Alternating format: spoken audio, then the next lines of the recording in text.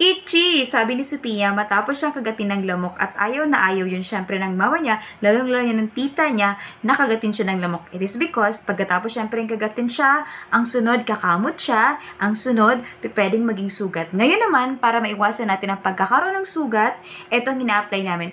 After bites, natural soothing gel. So, para sa naman to syempre? Para po hindi na kumate ang kinagatan syempre ng lamok na yan. Bakit? Kasi po, this is for insect bites.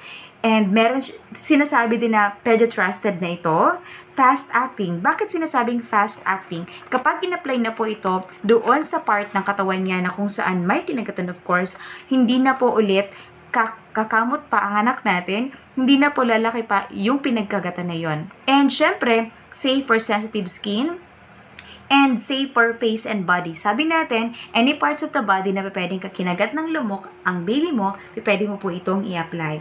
So, kailan to mauubos? Actually, ito hanggang sa paglaki pa, sabihin na natin 1 year, pwede itong magamit pa. Bakit? Kasi syempre naman, hindi naman to ina-apply ng palagian. Kahit isahan lang na-apply, pwede na yung maalis. Maniwala ka po, try mo po ito para sa baby mo at sa inyo.